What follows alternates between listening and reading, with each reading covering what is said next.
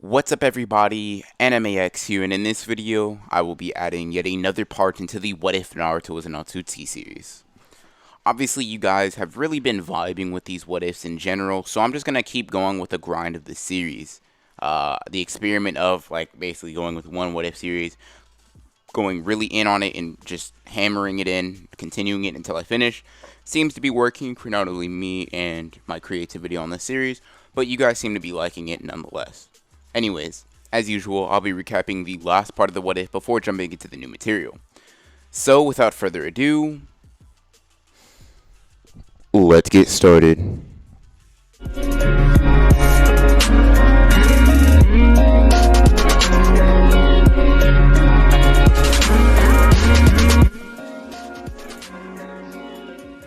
Now, in the last part of the what if, a little bit of just build up has been happening.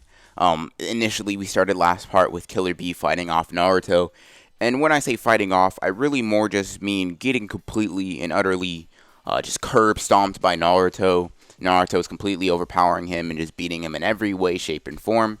After this had happened, we'd seen a little bit of the Raikage's reaction to this, and basically we had been building up for a little bit of time the 5 Kage Summit.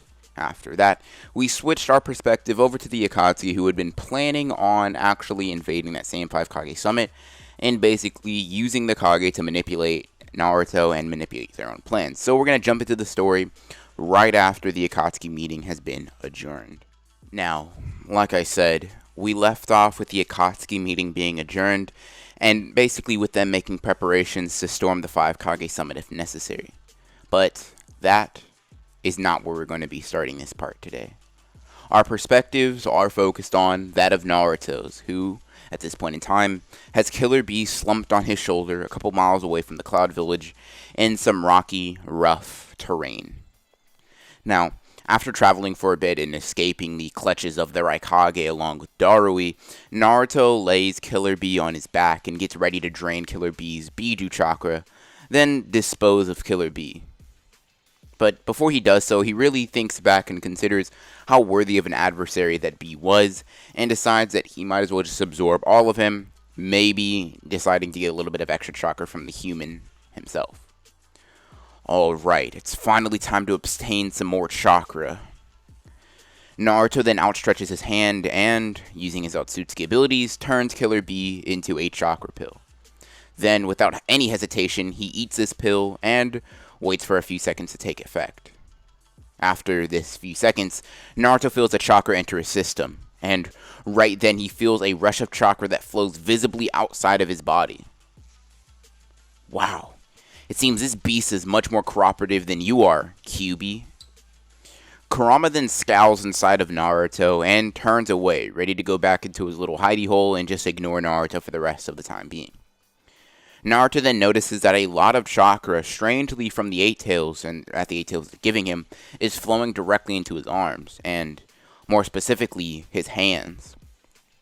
As Naruto sees this chakra flow down there, he soon realizes that absorbing the Biju chakra might be even more important and more critical to his plans than he had thought. As he stares down at his hands, he sees that a very, very tiny Rinnegan has started to sprout up in the palm of his hand. Now, like I said, it is a very tiny one and is not fully developed. It is actually barely opening. It's basically in the development stage of a Rinnegan, but Naruto can't help but be excited from this. Naruto smiles widely as he realizes that if the Biju are cooperative and can't manifest themselves strong enough within his body to resist him, his dojutsu will most likely develop into something even greater than that they are, which is why the Rinnegan, which he had previously lacked, is now starting to develop and respond to a flood of chakra into his system. Kurama, it seems you are the only one strong enough to resist my will once you are absorbed. That's interesting. However, Kurama, when hearing this and hearing this theory, decides to correct Naruto. Kid, it's not that Gyuki can't resist you, but he's choosing not to do so. I thought your superior intellect would be able to detect something of this level, but apparently not. You seem to have human-level intellect, if you ask me. Naruto then frowns when hearing this, but for the most part disregards this. Whether he's restraining himself or not, as long as I can develop more abilities, then I don't really care. I need to absorb more Biju and fast if I want to develop more of my powers. Naruto then gets up and starts walking once more, getting ready to search for the next Biju on his list, but before he does, he gets a little bit of an idea. If this chakra is helping my dojutsu in my chakra, then maybe...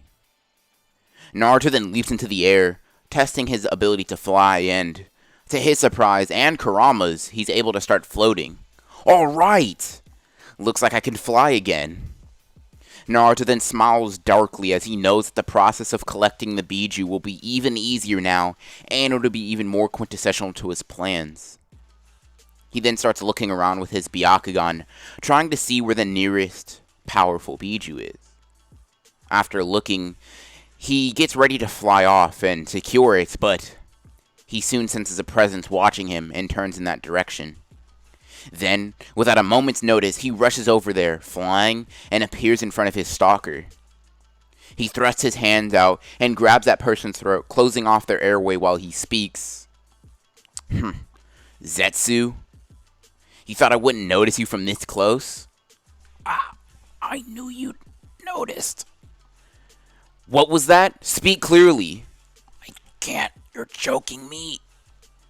Naruto then raises an eyebrow to this and tosses him to the ground. Alright, Zetsu, I'm not choking you anymore. Speak. Zetsu then lightly caresses his throat as he feels Naruto's finger marks indent upon him. No need to be so aggressive, Naruto. I'm on your side. Naruto then crosses his arms as he looks at Zetsu. Oh, really? Well, how about we test how on board you are? Zetsu looks puzzled at Naruto as Naruto slowly creeps over while floating to him. Now, you may have misunderstood me because you don't seem to be responding. I said, let's test if you are really on my side. Naruto gets so close that Zetsu can feel each and every breath of Naruto's on his face. How would I go about doing that? Naruto smiles. Alright, I have 2 questions for you to answer. If I'm satisfied with what you say, I'll trust you, and maybe go along with your plan to revive Lady Kaguya. But if you don't give me the answers I want, I'll kill you. Fair? Zetsu's eyes slightly widen, but then he himself smiles and outstretches his hand in order to, perform a handshake gesture. Fair. Naruto looks at this handshake gesture and ignores it. My first question is this. Since you seem to understand how Otsutsuki operate, at least to some degree, then I ask you, do you know how an Otsutsuki member further improves their dojutsu, specifically the Rinnegan?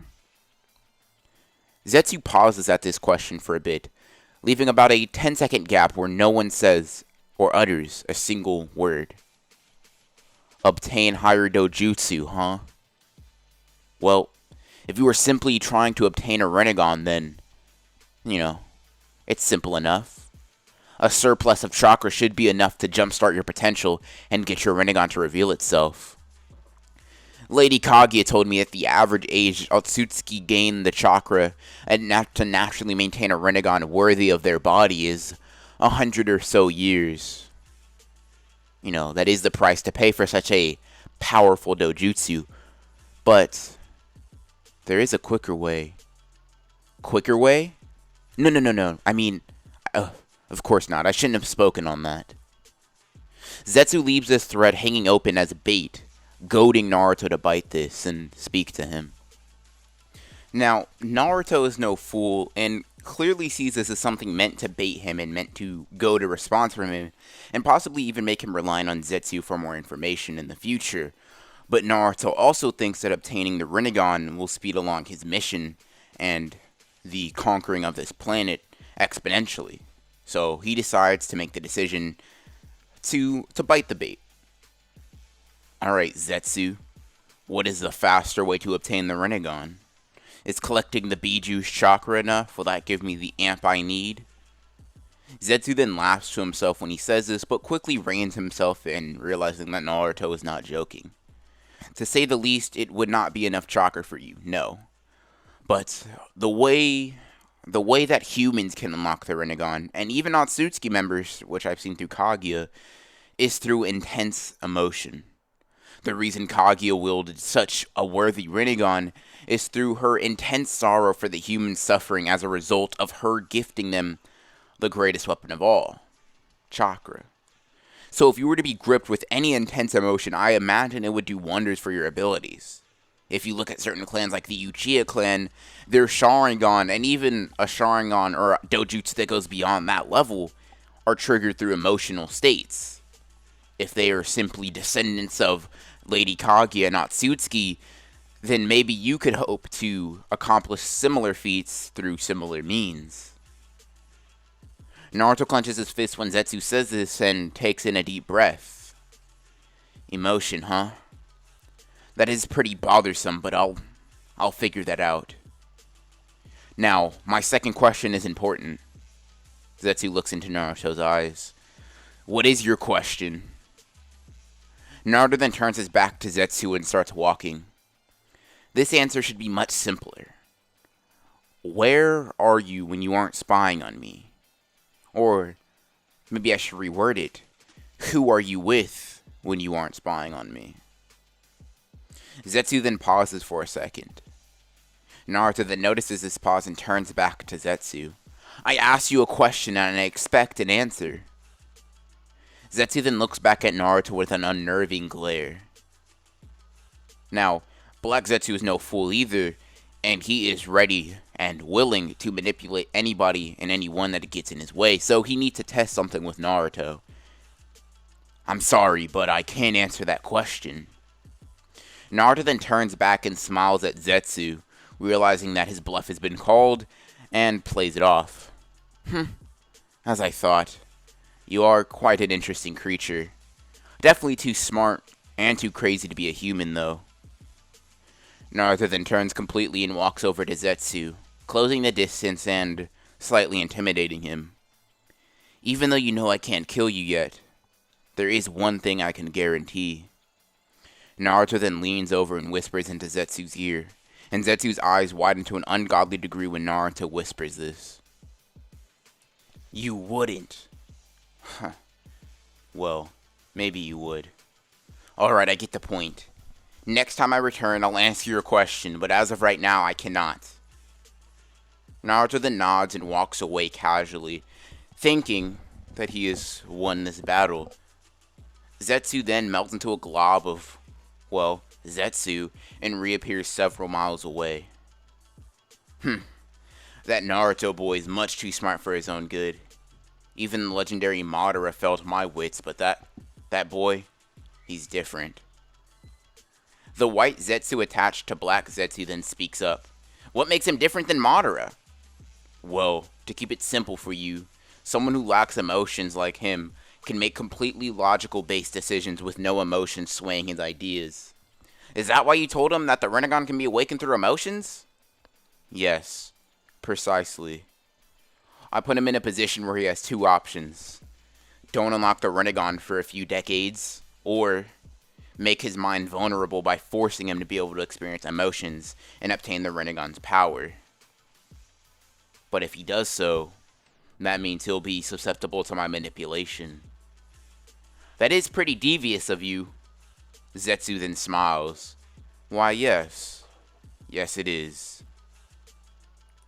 Now, after this conversation happens, Naruto finds himself sitting down on a rock and thinking about how to proceed forward in his mission.